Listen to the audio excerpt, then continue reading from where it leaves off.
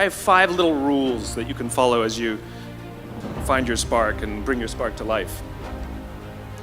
The first is to go after the things that you want. Let me tell you a story. So a friend of mine and I, we went for a run in Central Park. The Roadrunners organization, on the weekends, they host races. And it's very common at the end of the race, they'll have a sponsor who will give away something, apples or bagels or something.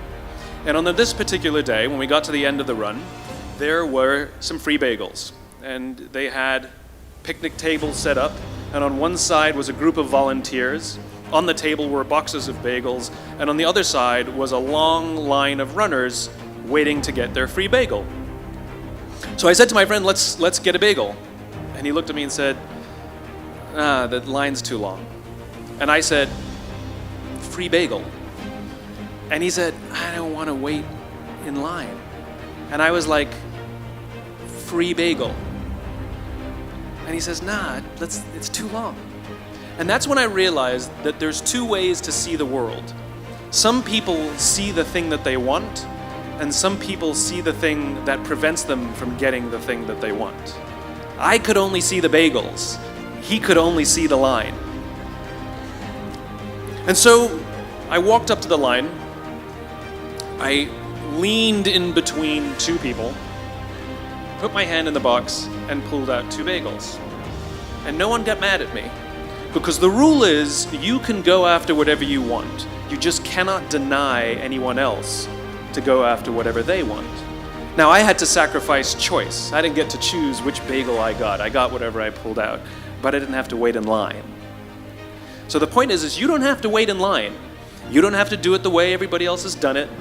You can do it your way. You can break the rules. You just can't get in the way of somebody else getting what they want. That's rule number 1. Rule number 2. I like this one. In the 18th century, there was something that spread across Europe and eventually made its way to America called puerperal fever, also known as the Black Death of childbed. Basically what was happening is women were giving birth and they would die within 48 hours after giving birth. This Black Death of childbirth was the ravage of Europe, and it got worse and worse and worse over the course of over a century. In some hospitals, it was as high as 70% of women who gave birth who would die as a result of giving birth.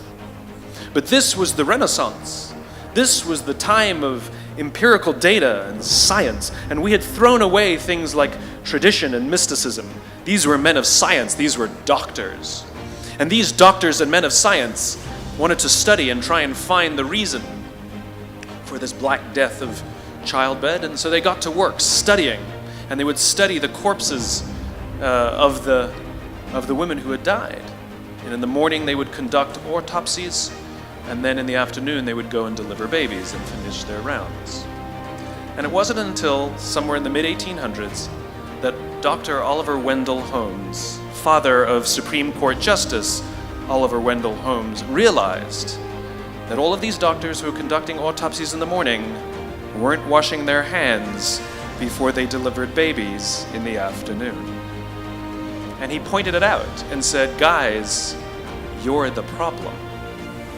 And they ignored him and called him crazy for 30 years. Until finally somebody realized that if they simply washed their hands, it would go away. And that's exactly what happened. When they started sterilizing their instruments and washing their hands, the Black Death of childbed disappeared. My point is, the lesson here is, sometimes you're the problem. We've seen this happen all too recently with our new men of science and empirical studiers and these men of finance who are smarter than the rest of us until the thing collapsed. And they blamed everything else except themselves.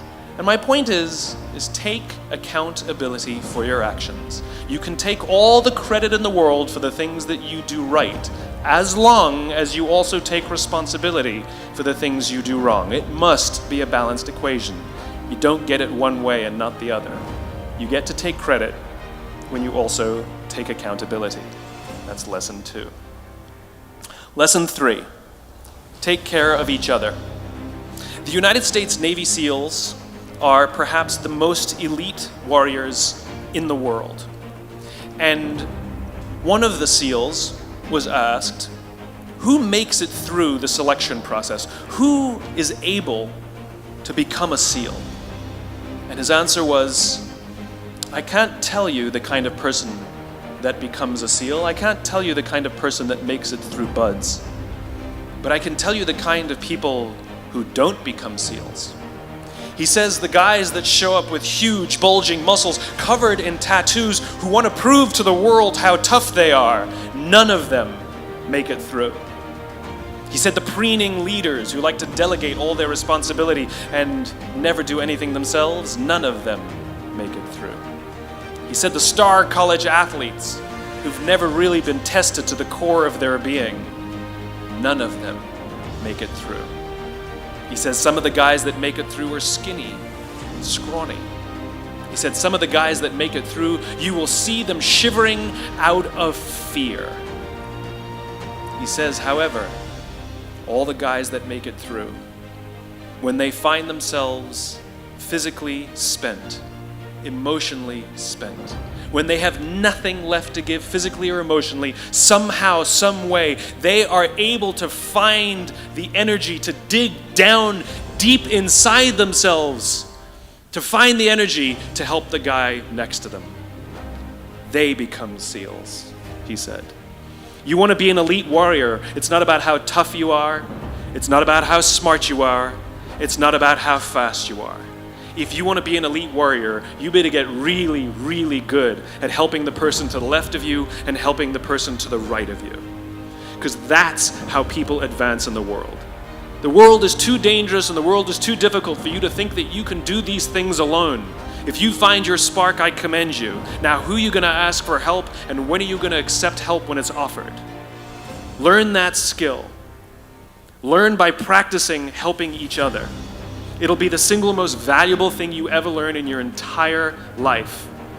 To accept help when it's offered and to ask for it when you know that you can't do it. The amazing thing is when you learn to ask for help, you'll discover that there are people all around you who've always wanted to help you. They just didn't think you needed it because you kept pretending that you had everything under control. And the minute you say, I don't know what I'm doing, I'm stuck, I'm scared, I don't think I can do this, you will find that lots of people who love you will rush in and take care of you. But that'll only happen if you learn to take care of them first. Lesson 4. Nelson Mandela is a particularly special case study in the leadership world because he is universally regarded as a great leader. You can take other personalities, and depending on the nation you go to, we have different opinions about other personalities. But Nelson Mandela, across the world, is universally regarded as a great leader. He was actually the son of a tribal chief. And he was asked one day, how did you learn to be a great leader? And he responded that he would go with his father to tribal meetings.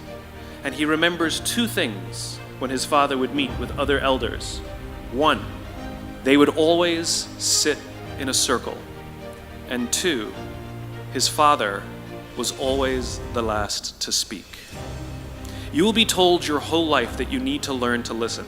I would say that you need to learn to be the last to speak.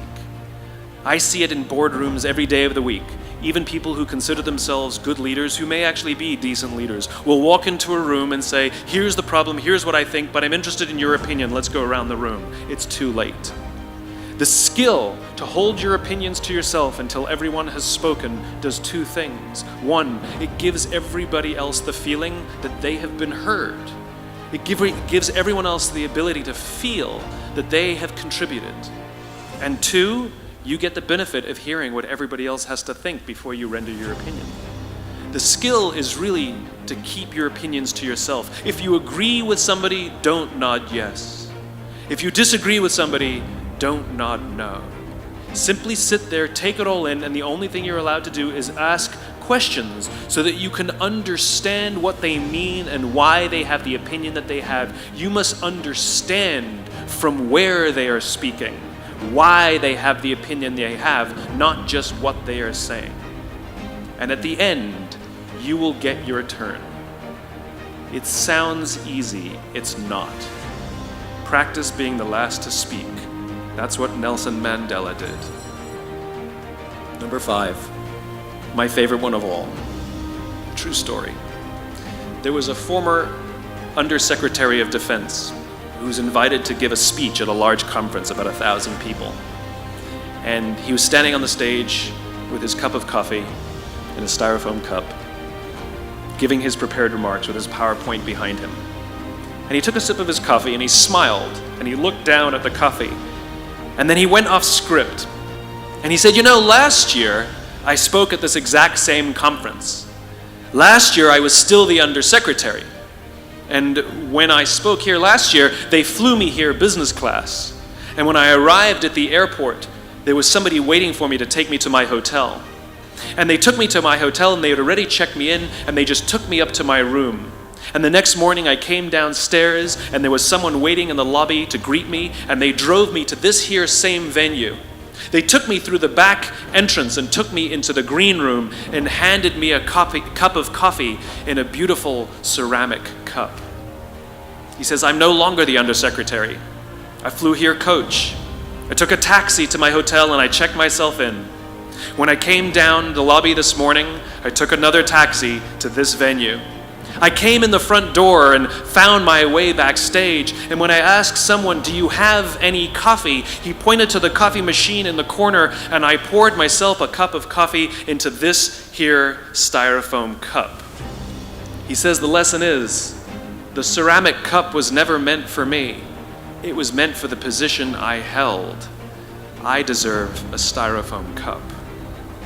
Remember this. As you gain fame, as you gain fortune, as you gain position and seniority, people will treat you better. They will hold doors open for you. They will get you a cup of tea and coffee without you even asking. They will call you sir and ma'am, and they will give you stuff. None of that stuff is meant for you. That stuff is meant for the position you hold. It is meant for the level that you have achieved of leader or success or whatever you want to call it. But you will always deserve a styrofoam cup. Remember that. Remember that lesson of humility and gratitude. You can accept all the free stuff. You can accept all the perks. Absolutely, you can enjoy them. But just be grateful for them and know that they're not for you. I remember getting off the Acela. I took the Acela from New York to Washington, D.C. And I got off the train like everybody else. And I was walking down the platform like everyone else. And I walked past General Norty Schwartz, who used to be the Chief of Staff of the United States Air Force, the head of the Air Force. And here I did, see a guy in a suit schlepping his own suitcase down the platform just like me. And just a couple months ago, he was flying on private jets and he had an entourage and other people carried his luggage. But he no longer held the position. And so now he got to drag his own suitcase. And never did it sort of remind me more that none of us deserve the perks that we get. We all deserve a styrofoam cup. It was a pleasure meeting you guys this afternoon. I was blown away by your honesty and your curiosity and your poise. And I am confident that the future is bright despite the fact that America looks like an absolute mess right now. I am confident that the future is bright for one reason and one reason only, because you will grow up and you will be our future.